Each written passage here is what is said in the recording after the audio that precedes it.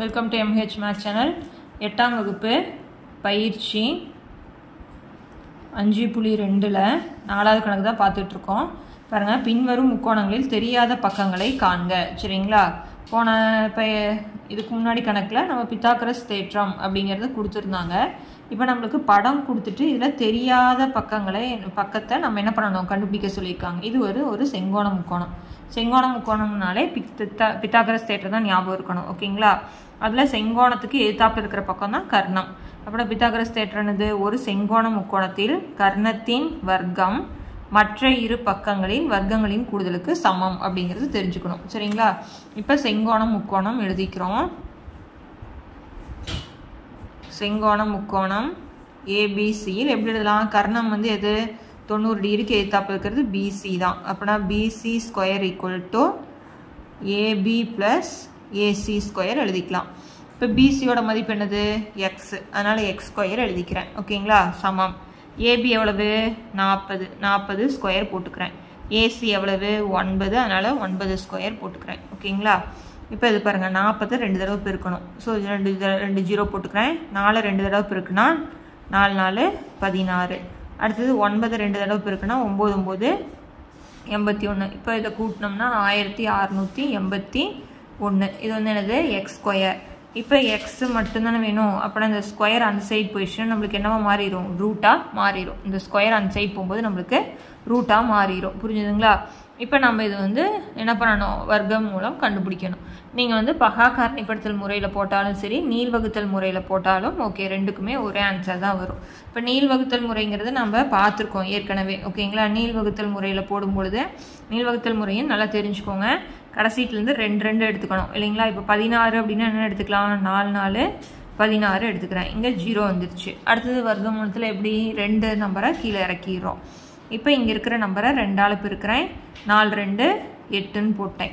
அடுத்தது பாருங்கள், இங்கே 1 தானே வரணும். அப்படின்னா இங்கே என்ன போட்டுக்கலாம்? 1 1. அப்படின்னா 81 81. ஓகேங்களா? இது வர்க்கமூலம் போடுறது புரியல அப்படின்னா நம்ம ஃபஸ்ட்டு சாப்டரில் வர்க்கமூலம் போட்டிருக்கோம், அதை எடுத்து பாருங்கள். ஓகேங்களா? அப்புறம் நம்மளுக்கான ஆன்சர் என்னது? 41. அப்படின்னா தெரியாத பக்கம் என்னது? எக்ஸா. அப்படின்னா எக்ஸோட மதிப்பு நம்மளுக்கு 41. ஓகேங்களா? ரொம்ப ஈஸி தான். நீங்கள் பகா காரணிப்படுத்தல் முறையில் போட்டாலும் கரெக்டாக தான் ஆன்சர் வரும். இப்போ அடுத்தது செகண்ட் சம் பார்க்கலாம். செகண்ட் சம் பாருங்கள், என்ன கொடுத்துருக்காங்கன்னா டயக்ராம் இப்படி கொடுத்துட்டாங்க. இந்த சிம்பிள் போட்டாலே அது செங்கோணம்னு அர்த்தம். ஓகேங்களா? அதுக்கு எதிர்த்தாப்பு இருக்கிறது தான் நம்மளுக்கு என்னது? கர்ணம். இப்போ படத்துக்கு பேர் என்ன கொடுத்துருக்காங்க? PQR. நம்ம அதுக்கு தகுந்த மாதிரி நம்ம எழுதிக்கணும். ஓகேங்களா? இப்போ செங்கோண முக்கோணம் என்னது? PQRல். இப்போ கர்ணம் எது நம்மளுக்கு? PR. அப்படின்னு என்ன எழுதணும்? PR ஸ்கொயர் ஈக்குவல் டு மீதி 2 பக்கம் எழுதணுமா? என்னது? PQ ஸ்கொயர் ப்ளஸ் அடுத்து என்ன எழுதணும்? QR. ஓகேங்களா? கர்ணத்தின் வர்க்கம் மற்ற இரு பக்கங்களின் வர்க்கங்களின் கூடுதலுக்கு சமம் அப்படிங்கிறத எழுதணும். எழுத்து மாறினாலும் கரெக்டாக எழுதிக்கணும்.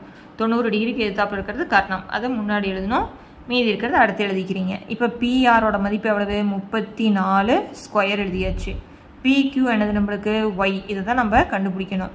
QR என்ன கொடுத்துருக்குறாங்க? 30 ஸ்கொயர் போட்டாச்சு. இப்போ 34 2 தடவை பெருக்கணும். பெருக்கிக்கலாம். 34 × 34 4 4 16. மீதி 1 நாமும் 12 1 13. அடுத்தது 3 4 12. மீதி 1 3 9 1 10. இப்போ 6 போட்டேன். 5 1 1. இப்போ நான் 1156. ஓகேங்களா? இப்போ அடுத்தது Y ஸ்கொயர் அப்படியே போட்டுக்கிட்டேன். இப்போ 30 ஸ்கொயர். 30 2 தடவை பெருக்கணும். 0 வந்து 2 வந்துடும். 3 2 தடவை பெருக்கணும். 3 9. ஓகேங்களா? இப்போ நம்மளுக்கு Y ஸ்கொயர் தானே வேணும். அப்போனா இங்கே இருக்கிற Y ஸ்கொயர் அப்படியே வச்சுக்கிட்டு நம்பர் எல்லாத்தையும் ஒரு பக்கம் கொண்டு போகும்போது 900 வந்து இந்த சைட் ப்ளஸ்ஸாக இருக்குது, அந்த சைட் போனால் என்ன ஆயிரும்? நம்மளுக்கு மைனஸாக மாறிடும். ஓகேங்களா? இப்போ இங்கே Y ஸ்கொயர் போட்டுக்கிட்டேன். இப்போ அடுத்தது இதுலேருந்து இதை கழிக்கிறோம். ஓகேங்களா? இதுலேருந்து இதை என்ன பண்ணுறோம்?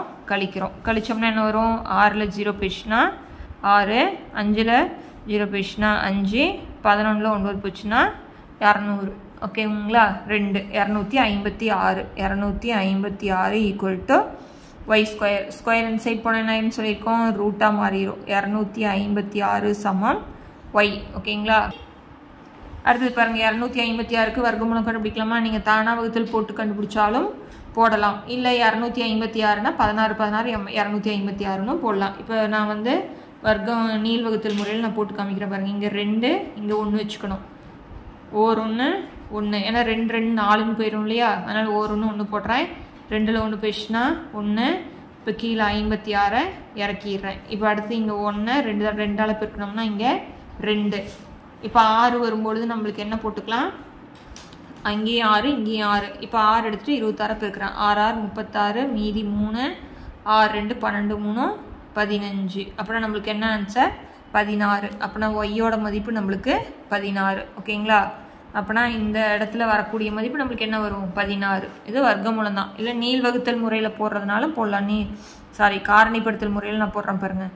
இங்கே இரட்டை எண் வரனால இங்கே 2ஆல் வகுக்கிறேன். ஓகேங்களா, ஓ 2 2 2 2 4 மீதி 1 18னா 8 2 16. இப்போ 2ஆல் வகுக்கிறேன்னா 6 2 12 4 2 8.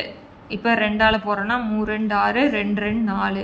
இப்போ மறுபடியும் 2ஆல் வகுத்தோம்னா 16. மறுபடியும் 2ஆல் வகுத்தோம்னா 8. மறுபடியும் 2ஆல் வகுத்தோம்னா 4. 2ஆல் வகுத்தா 2. 2ஆல் வகுத்தோம்னா 1. ஓகேங்களா, 1 2 3 4 5 6 7 8 2 இருக்கா.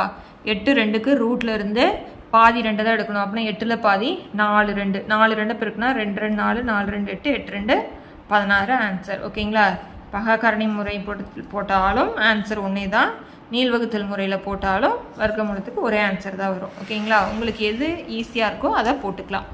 இப்போ இது பாருங்கள், 3வது கணக்கு கொடுத்துட்டாங்க. இது நார்மல் முக்கோணம் மாதிரி போட்டேன், இப்படி கொடுத்துருக்குறாங்க. ஓகேங்களா, இதில் எக்ஸு ஒய்இ இஜெட்டு இது 90 டிகிரி கொடுத்துட்டாங்க. இங்கே 39, இங்கே 36, இங்கே இஜெட் கொடுத்துட்டாங்க. இப்போ முக்கோணத்துக்கு பேர் வந்து எக்ஸ் ஒய் இஜெட்டு. இப்போ செங்கோண முக்கோணம் எக்ஸ் ஒய் இஜெட்டில் இப்போ இது வந்து நம்மளுக்கு 90 டிகிரி. அப்படின்னா கர்ணம் எது நம்மளுக்கு 39. அப்படின்னா என்னது Y Z square equal to மீதி இருக்கிறது எழுதிக்கலாம் எக்ஸ் இஜெட் ப்ளஸ் என்னென்னு எழுதிக்கலாம் எக்ஸ் ஒய் ஸ்கொயர். ஓகேங்களா, இப்போ ஒய் இஜெட்டோட மதிப்பு நம்மளுக்கு என்னது 39 ஸ்கொயர். அடுத்தது எக்ஸ் இஜெட்டோட மதிப்பு 36 ஸ்கொயர். எக்ஸ் ஒய்யோட மதிப்பு இஜெட் ஸ்கொயர். இதை தான் நம்ம கண்டுபிடிக்கணும். இப்போ 39 2 தடவை பெருக்குறீங்க. 9 9 81 மீதி 8 9 3 27 27 8 35. அடுத்து 3 9 27 மீதி 2 3 9 11 போட்டேன். 1 7 5 12 மீதி 1 3 4 5 மீதி 1 1521 போட்டாச்சு. அடுத்தது 36 2 தடவை பெருக்கிறோம். 6 6 36 மீதி 3 6 3 18 6 3 18ஓட 3 கூட்டினோம்னா 21. ஓகேங்களா, அடுத்தது 6 18 மீதி 1 3 9 1 10 6 9 2 1 1296 plus Z square. Z square தானே கண்டுபிடிக்கணும். அப்படின்னா இங்கே இருக்கிற ப்ளஸ் இந்த சைட் போயிடுச்சுன்னா மைனஸாக மாறிடும். 1296 ஈக்குவல் டு இஜெட் ஸ்கொயர். இப்போ இதை கழிக்கலாங்களா, கழிக்கும் போது 1521 1696 கழிக்கிறோம். 1ல் 6 போகாது இல்லையா, அப்படின்னா இங்கே கடன் வாங்கும்போது இங்கே 1 இங்கே 11 11ல் 6 போயிடுச்சுன்னா 5. இப்போ 4னா 11 11ல் 9 போயிடுச்சுன்னா 2 4ல் 2 போயிடுச்சுன்னா எவ்வளவு 2 1ல் 1 போயிடுச்சுன்னா 0. அப்படின்னா 225 இஜெட் ஸ்கொயர். ஓகேங்களா, இதை நீள்வகுத்தல் முறையில் போடலாமா. இப்போ 225 இந்த ஸ்கொயர் சைடு வந்தால் என்ன ஆயிரும் ரூட்டாக மாறிடும். இப்போ 2 ஸ்தானம் அப்புறம் 1 ஸ்தானம் 2ங்கனாலும் வச்சுக்கணும். ஓர் 1 1. இப்போ 2 1 போயிடுச்சுன்னா 1. இங்கே 25 போட்டுக்கிறேன். இதை எதால் பெருக்கணும் 2ஆல். ஓர் 2 2. இங்கே ஒரு நம்பர் இங்கே ஒரு நம்பர் போடணும். அந்த நம்பர் இங்கே கடைசியாக இருக்கிறத பாருங்கள். இங்கே 5 அப்படின்னாலே கண்டிப்பாக இங்கே என்ன தான் போடணும் 5. இப்போ போட்ட 5 25 பெருக்கணும். 5 25 எத்தனை 125. நம்மளுக்கான ஆன்சர் என்னது 15. அப்படின்னா இஜெட்டோட மதிப்பு நம்மளுக்கு என்ன வரும் 15. ஓகேங்களா, இப்போ இஜெட்டுங்கிற இடத்துல நம்மளுக்கு 15. அவ்வளோதான். இது வந்து பித்தாகரஸ் தேற்றத்தில் வச்சு போடுறோம். தெரியாத பக்கங்களை கண்டுபிடிக்கிறோம். இது நல்லா தெரிஞ்சுக்கோங்க. அடுத்தடுத்த மேல் கிளாஸ்லேயும் கண்டிப்பாக இந்த சம்ஸு இருக்குது. இது நல்லா இந்த கிளாஸில் புரிஞ்சுக்கிட்டிங்கன்னா அடுத்து வரக்கூடிய 9th 10th ரொம்ப ரொம்ப ஈஸியாக இருக்கும். ஓகேங்களா, அந்த ஸ்கொயர் ரூட் கண்டுபிடிக்கிறது நீங்கள் வந்து பகா காரணிப்படுத்தல் முறையில் போட்டாலும் ஒன்று தான். இப்போ 225க்கு நான் பகா காரணி முறையில் போட்டு காமிக்கிறேன் பாருங்கள். இங்கே 5ங்கனால கண்டிப்பாக இங்கேயும் 5 தான் எடுக்கணும். இப்போ 4 5 20 நீ வகுத்து ஈவை இங்கே கீழே போடுறீங்க. 4 5 20 மீதி 2 25னா 5 போட்டுக்கிறோம். இப்போ 5 போட்டோம்னா 9 5 45. இப்போ 3வது வாய்ப்பாட்டில் 3 9. பாருங்கள் 2 5க்கு பதிலாக ஒரு 5 எடுத்துக்கணும், 2 3க்கு பதிலாக ஒரு 3. ஏன் அப்படின்னா வர்க்கமூலத்தில் வர்க்கமூலங்கிறதுனால 2 நம்பருக்கு ஒரு நம்பர். பாருங்கள் 5 3 15 ஆன்சர் வந்துச்சுங்களா. எந்த முறையில் போட்டாலும் நம்மளுக்கு ஆன்சர் ஒன்று தான். ஓகேங்களா. ஸோ இந்த சம் நல்லா பார்த்துக்கோங்க. எக்ஸாமுக்கு மேக்ஸிமம் வரக்கூடிய சம்ஸ் தான் இது. பித்தாகரஸ் தேற்றத்தை வச்சு நம்மளுக்கு பித்தாகரஸ் தேற்றமும் வரும், பித்தாகரஸ் தேற்றத்தை வச்சு வரக்கூடிய சம்மும் வரும். ஓகேங்களா. நல்லா பார்த்துக்கோங்க. இந்த சம்மோட இந்த வீடியோ முடிக்கிறேன். தேங்க்யூ.